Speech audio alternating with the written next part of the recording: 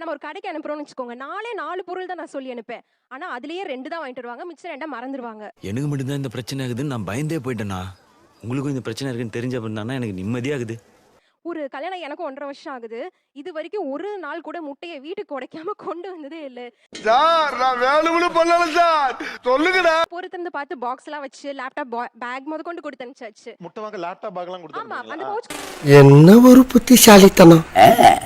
முந்தா நேத்து வந்து காய்கறி வாங்க தனியா நான் எப்பயுமே கடைக்கு அனுப்ப மாட்டேன். நானும் போவேன். அன்னைக்கு நான் கொஞ்சம் வொர்க்ல இருந்ததுனால அவர் மட்டும் போனாரு. இந்த இடம் தான் தெரியலீங்க இடம். மனசை தேத்திக்கங்க, பயந்துறாதீங்க. முருங்கைக்காய் 150 ரூபா போட்டிருக்காங்க விலை. 1/2 கிலோ வெண்டைக்காய் 100 ரூபா போட்டிருக்காங்க. சோ பில்லிங்ல ஏதோ எரர் இருக்கு. அத கூட செக் பண்றது இல்ல. இன்னும் பச்சை புள்ளையா இருக்கேடா. கொடுத்தத வாங்கிட்டு பே பண்ணிட்டு அப்படியே வந்துட வேண்டியது. ஏன் ஒரு முட்டை உடைக்காம வாங்க தெரியல? இல்ல முட்டை வந்து ஹேண்டில் பண்றது ரொம்ப கஷ்டம் தானே. அது நம்ம முட்டையை ஹேண்டில் பண்றது. பாத்தீங்களா மேடம்? முட்டையோட சேர்த்து அதுல இருந்து ஒரு 10 பொருள் வாங்கிட்டு வர சொல்லுவாங்க. அப்ப அந்த 10 பொருள் அது மேல பட்டு நசுங்கி உடையிறது அதான். இது ஏதோ காமெடி பீஸ்ரா. ரொம்ப வீக்கா இருக்கான். ஒரு நமக்குன்னு ஒரு காமன் சென்ஸ் இருக்குல்ல சார். சரி இது முட்டை உடையிற பொருள். சோ வந்து அது இந்த இடத்துல வைக்க கூடாது. அதுக்கு மேல தூக்கி பூசணிக்காய் மாங்காலாம் வச்சு எடுத்துட்டு வருவாங்க. ரொம்ப கேவலமா திட்டுறாப்பா. தக்காளி மேல வச்சு பூசணிக்காய் தேங்காய்லாம் வச்சு நசுக்கி கொண்டு வர வேண்டியது. தனியாவே நான் கடைக்கு அனுப்புறதே இல்ல சார். இதனாலேயே அடுத்து நான் எங்க நிக்கணும்? நடு ரோட்ல போய் நின்னு லாரி வரும், மேலே ஏத்துனா போ.